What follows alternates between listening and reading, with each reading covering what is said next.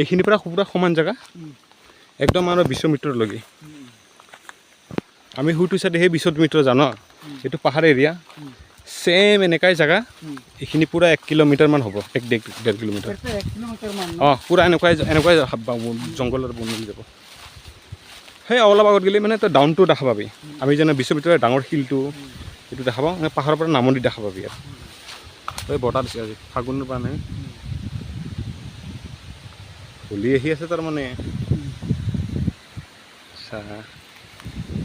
আমিতো এটা 50-60 ডিগ্ৰী বহিব পাৰোঁ হয় না টুৰিজম কৰিব চেছে হ'ব আৰু কেইবছৰমান ধৰচোন ধৰ এতিয়া চাচোন মানুহ থাকিব জেগা নহৈছে এতিয়া